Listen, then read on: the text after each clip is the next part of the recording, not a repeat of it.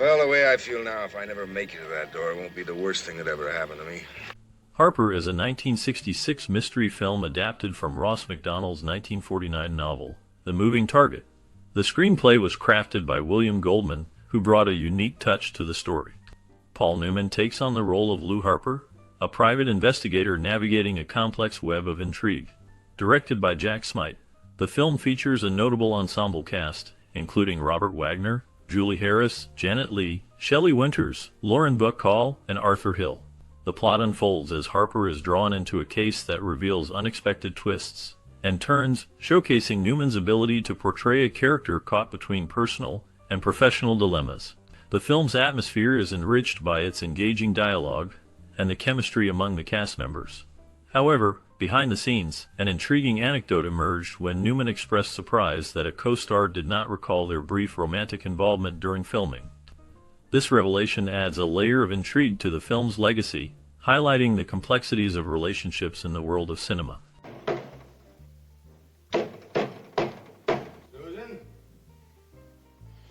The movie pays homage to Humphrey Bogart's iconic portrayals of Sam Spade and Philip Marlowe, showcasing the talents of his wife, Lauren Bacall.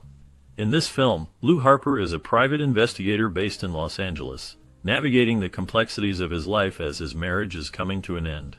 The story unfolds as Harper takes on a new case that leads him into a web of intrigue and danger.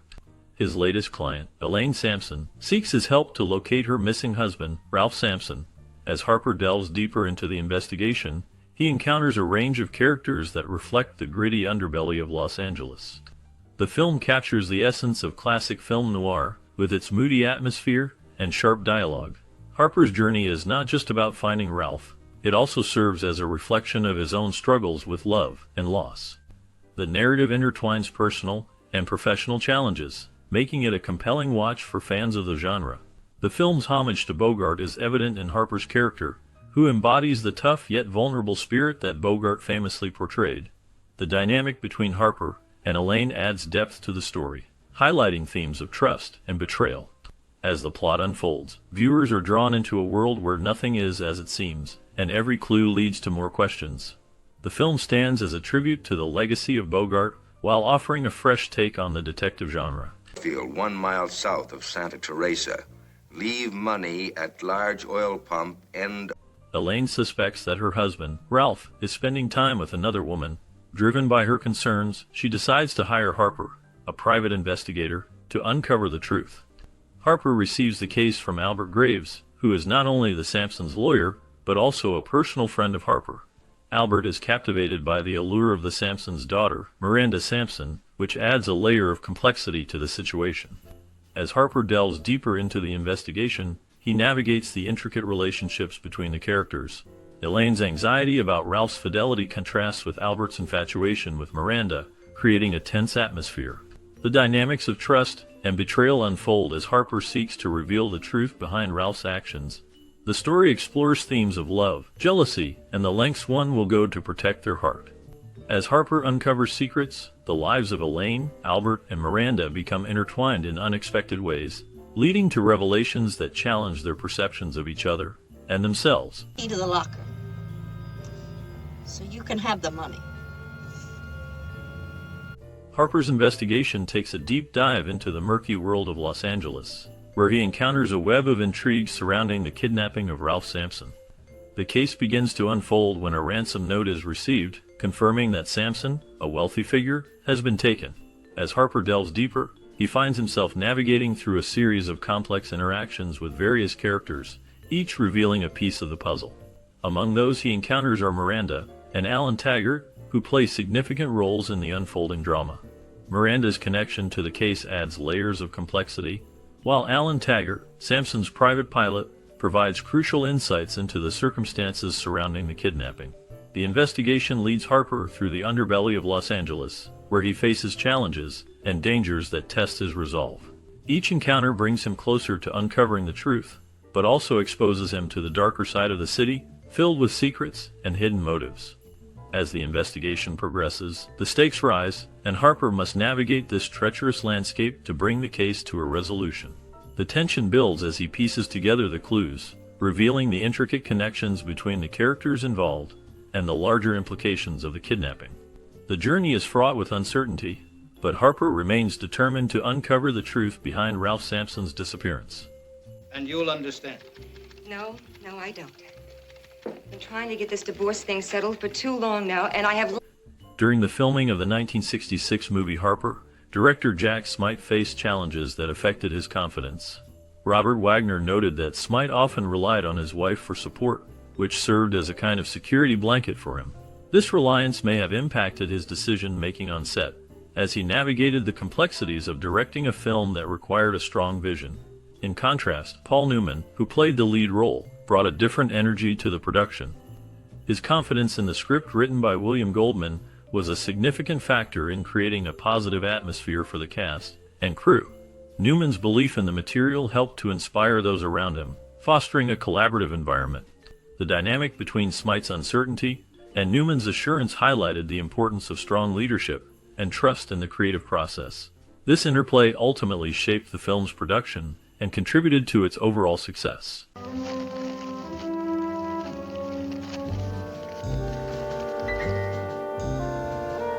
Goldman recognized his potential as a screenwriter when he crafted the opening sequence of the film, where the character Harper uses recycled coffee grounds. This moment not only set the tone for the film but also showcased Goldman's ability to create engaging and relatable scenes. The character's name underwent a significant change during the production process. Originally, the detective was named Archer, but Paul Newman, who played the lead role, suggested the name Harper. This change was inspired by Newman's previous successes in films like The Hustler and HUD, where he portrayed strong, complex characters. The name Harper resonated with the audience and added depth to the character, making him more memorable. The film itself became a classic, with Goldman's sharp dialogue and Newman's charismatic performance contributing to its lasting impact. The collaboration between Goldman and Newman exemplified how creative input can shape a film's identity and enhance its storytelling.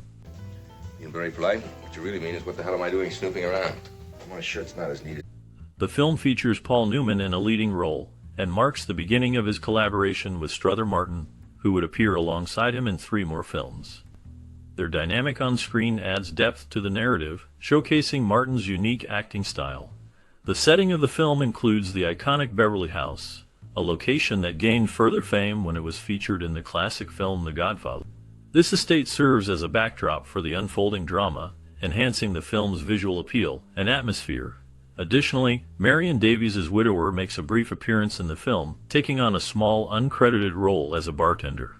This cameo adds an interesting layer to the film's history, connecting it to Hollywood's past. The combination of these elements contributes to the film's lasting legacy, making it a notable entry in the cinematic landscape of the 1960s. The interplay of characters and settings creates a rich tapestry that engages viewers and invites them into the story. On a bet. That's his thing. He's about 40. He's very tall. Beer served in steel cans is a notable feature in the film Harper, which reflects the era's drinking culture. These cans required a church key, a simple tool used to open them, symbolizing a casual and laid-back lifestyle. The character Albert Graves is depicted engaging in static tension exercises, a fitness trend popular during the 1960s. This method focused on building strength through isometric exercises, which were gaining traction among fitness enthusiasts at the time. The film also has intriguing connections to Alfred Hitchcock, a master of suspense. Both Harper and its sequel, The Drowning Pool, share thematic elements and stylistic choices reminiscent of Hitchcock's work.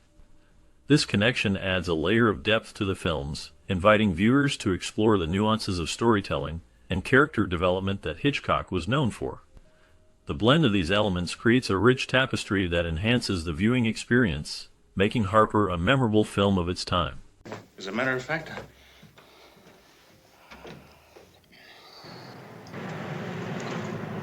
Years later, Shelley Winters found herself on The Tonight Show, where a humorous and memorable moment unfolded. During the show, she was asked about her past films and co-stars. To everyone's surprise, she completely forgot that she had worked with Paul Newman in the 1966 movie Harper. This slip led to a light-hearted exchange, showcasing Winters' charm and wit. The audience enjoyed the moment, as it highlighted the sometimes fleeting nature of memory, especially in the fast-paced world of Hollywood. Winters, known for her candid personality, laughed off the oversight, while the host and viewers shared in the amusement. Paul Newman, a celebrated actor, had made a significant impact in the film industry, and his collaboration with Winters and Harper was notable. The film itself was a classic detective story, featuring Newman as the private investigator, and it remains a significant part of both actors' legacies.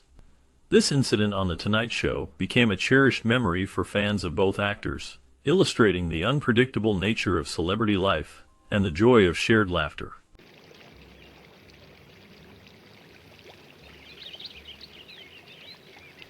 The 1966 film Harper, featuring Paul Newman in the titular role, has elicited a range of opinions from viewers, reflecting a spectrum of appreciation and criticism. At its core, the film presents a classic detective narrative, where private investigator Lou Harper is enlisted by the enigmatic Lauren Bacall to locate her missing millionaire husband. This premise sets the stage for a journey through a series of encounters and clues, ultimately leading to the revelation that the husband has been kidnapped.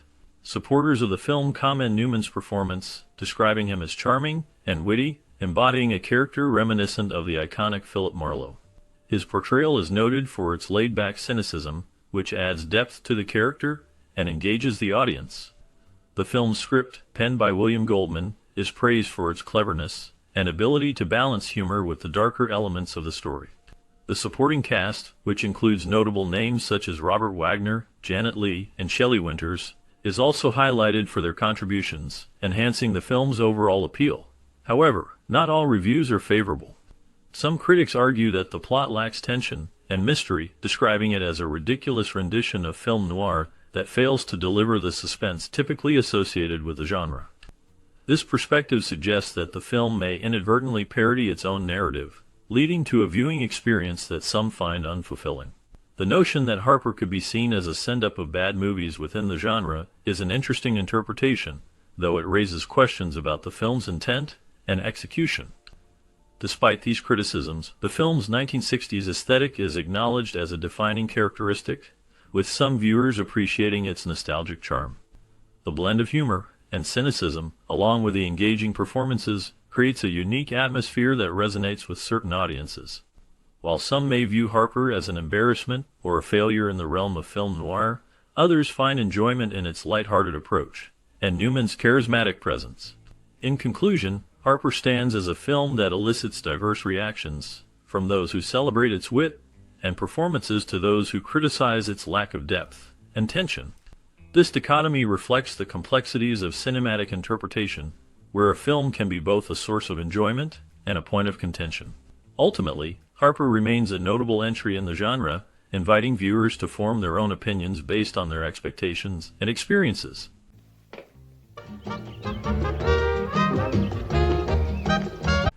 As we conclude our exploration of the 1966 film Harper, a world of intrigue and mystery still awaits. The story may have reached its end, but the lives of the cast members continue to unfold in unexpected ways.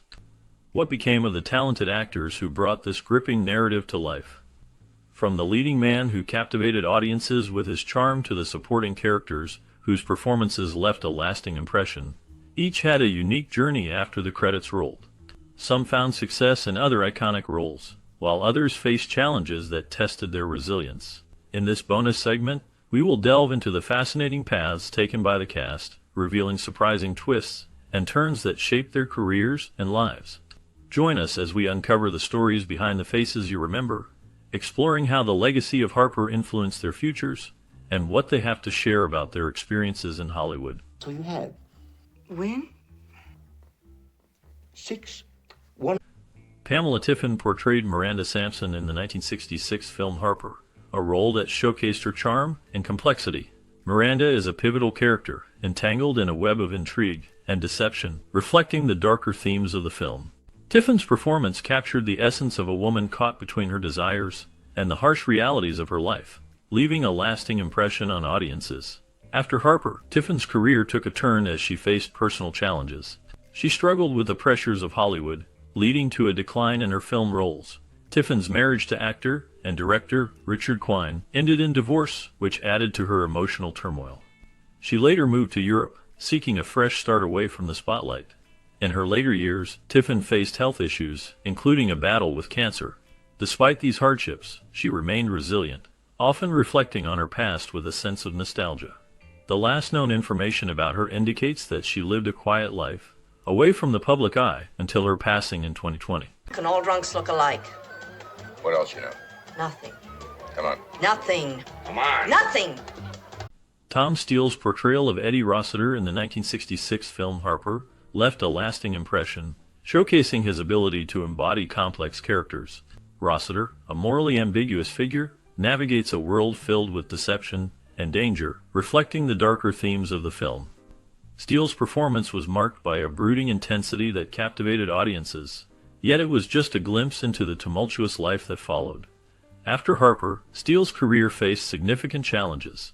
He struggled with typecasting, often being seen as the tough guy, which limited his opportunities. Personal hardships compounded his professional struggles. Steele faced a highly publicized divorce that left him in the spotlight for all the wrong reasons. His battles with addiction further complicated his life, leading to a series of erratic decisions that alienated friends and colleagues. In his later years, Steele became a recluse, shunning the Hollywood scene. The last known information about him suggests he lived in relative obscurity, reflecting on a career that once promised so much. His legacy remains a mix of talent and tragedy, a reminder of the complexities behind the silver screen. Now, why don't you tell me what you found out? Well, I found out that Eddie phoned Las Vegas from... In the 1966 film Harper, Shelley Winters portrayed Faye Estabrook, a complex character entangled in a web of deceit and danger. Winters brought a haunting depth to Faye, a woman caught between her desires and the grim realities of her life. Her performance was marked by a blend of vulnerability and strength, reflecting the darker themes of the film. This role added to Winters' reputation as an actress unafraid to tackle challenging characters. Winters' career was marked by both triumphs and tribulations. She won 2 Academy Awards but faced personal hardships, including tumultuous relationships and struggles with depression. Her marriage to actor Anthony Franciosa was particularly stormy, leading to a highly publicized divorce. Winters also battled weight issues, which she openly discussed, revealing the pressures of Hollywood's beauty standards. In her later years, she faced financial difficulties and health problems, including a near-fatal heart attack in 1990. As of the last known information, Winters passed away in 2006, leaving behind a legacy of powerful performances and a life filled with both accolades and challenges. Her story remains a testament to the complexities of fame and the human experience.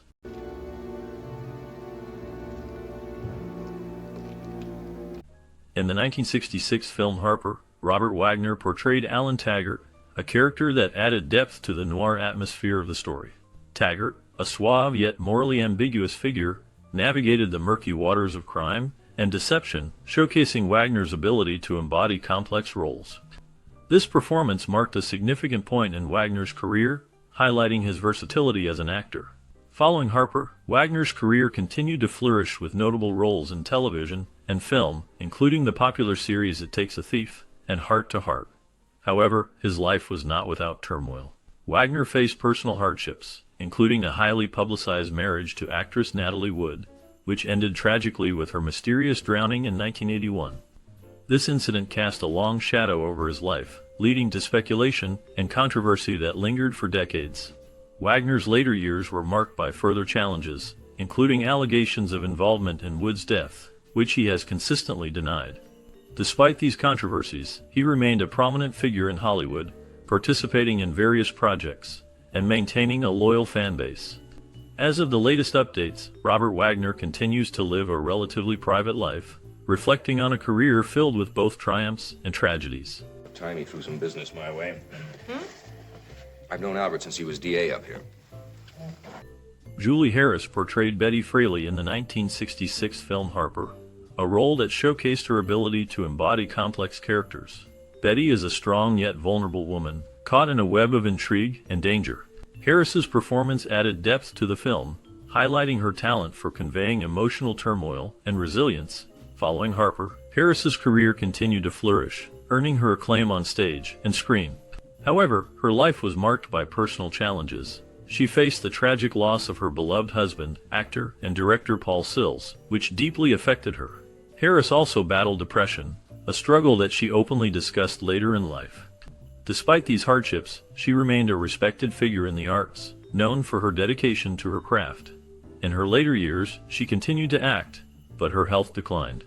The last known information indicates that she passed away in 2013, leaving behind a legacy of powerful performances and a life filled with both triumph and sorrow. I'd do something. The thing about you, Miranda, is you're such a drag. In the 1966 film Harper, Sheb Wooley portrayed the character Puddler, a role that showcased his ability to blend humor with a darker undertone. Puddler is a minor yet memorable character, adding depth to the film's narrative through his interactions with the protagonist. Wooley's performance is marked by a subtle complexity, hinting at the struggles of a man caught in a morally ambiguous world. Beyond his role in Harper, Sheb Wooley's life was filled with both triumphs and tribulations. He was a talented singer and songwriter, known for his hit The Purple People Eater, which topped the charts in 1958. However, his career was not without challenges. Wooley faced personal hardships, including battles with alcoholism that affected his relationships and professional life. He also experienced a significant scandal when he was involved in a public feud with fellow entertainers, which cast a shadow over his reputation. In his later years, Wooley continued to work in television and film but faced declining health. He was diagnosed with leukemia, which ultimately led to his passing in 2003. His legacy remains marked by a unique blend of talent and the darker aspects of his personal journey. Last known information indicates that he is remembered fondly for his contributions to music and film, despite the complexities of his life. I don't know why. Paul Newman portrayed Lou Harper in the 1966 film Harper, a role that showcased his ability to embody a complex, hard-boiled detective. Harper is a character marked by cynicism and a relentless pursuit of truth, navigating a world filled with corruption and moral ambiguity. Newman's performance brought depth to the character, reflecting the darker aspects of human nature and the struggles of a man caught in a web of deceit. After Harper, Newman continued to build a remarkable career, starring in iconic films like Cool Hand Luke and Butch Cassidy and The Sundance Kid. However, his life was not without turmoil. He faced personal hardships, including the tragic death of his son Scott from an accidental overdose in 1978, which deeply affected him. Newman also dealt with the pressures of fame and the scrutiny of his private life, including a high-profile marriage to actress Joanne Woodward, which endured despite the challenges of Hollywood. In his later years, Newman became known for his philanthropic efforts, founding the Newman's Own brand, donating millions to charity. He passed away in 2008, leaving behind a legacy of both cinematic brilliance and humanitarian work. His life remains a testament to the complexities of fame, loss, and the pursuit of purpose beyond the silver screen. Limousine rented or stolen in the last 3 days. See if you can get him to put somebody on a dive called a piano. Harold Gould portrayed Sheriff Spanner in the 1966 film Harper, a role that showcased his ability to embody authority with a complex, layered performance. Sheriff Spanner is a character caught in a web of moral ambiguity, reflecting the darker themes of the film.